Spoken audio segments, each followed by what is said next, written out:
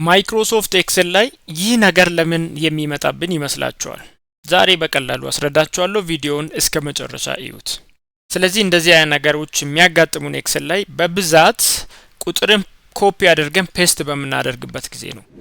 ያ ማለት ነው አሁን እዚህ ጋር በዚህ ሳምፕል ዳታ እንደምትመለከቱት ይሄ ኮለመን ብዛት ነው፣ ይሄኛው ዋጋ ነው፣ ይሄኛው ጠቅላላ ነው። ይሄ ጠቅላላ ዋጋ የተገኘው ሁለቱን አባዝቼ ነው እዚህ ጋር ቫልዩ ያስቀመጥኩት እናንተም እንደምታደርጉት ማለት ነው። በሆነ ፎርሙላ ነው እዚህ ጋር እንደምታዩት ፎርሙላ አለ። ያንን ፎርሙላ ያለውን ጽሁፍ ኮፒ በቀላሉ እንደዚህ ኮፒ አርጋችሁ እዚህ ጋር መታችሁ ፔስት በምታደርጉበት ሰዓት ነው ይሄ ነገር የሚፈጠረው። ያ ማለት ነው ይሄ ቁጥር ብቻ አይደለም፣ ከጀርባ ፎርሙላ አለው። ወይ ከፎርሙላው ጋር ነው ወስደን ፔስት ማድረግ ያለብን። ያ ማለት ደግሞ እዚህ ጋር ያለው ቁጥር ከተሰረዘ ቫልዩ ይቀንሳል ማለት ነው። እዚጋ አሁን እኔ 0 ባደርገው በእርግጠኝነት ይሄ 0 ነው የሚሆንብን።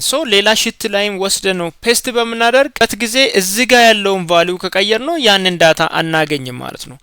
እንደዚህ አይነት ችግሮችን ለመቅረፍ ምንድነው የምናደርገው? ሁለት መንገድ ላሳያችሁ ለአሁኑ። ሁለቱ መንገዶች ቫልዩ ብቻ ያለ ፎርሙላ ለመውሰድ የሚጠቅሙ ናቸው። በፎርሙላ የምትፈልጉ ከሆነ ኮሜንት ላይ አስቀምጡልኝ እሰራላችኋለሁ።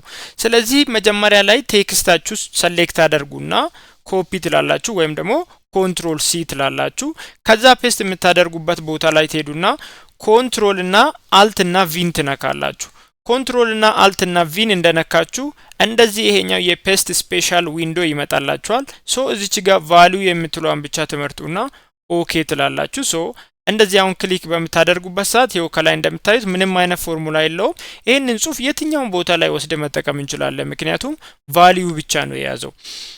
ሁለተኛው መንገድ ደግሞ ቴክስታችሁን ኮፒ ታደርጋላችሁ። ኮፒ ካደረጋችሁ በኋላ አልት ኤች ቪ ታደርጉና እንደዚህ ፔስት ታደርጋላችሁ። አሁንም ቁጥር ብቻ ፔስት ያደርግላችኋል። በዚህ መንገድ ይሄን የመሰለ ኢረር ልታጠፉ ትችላላችሁ ማለት ነው።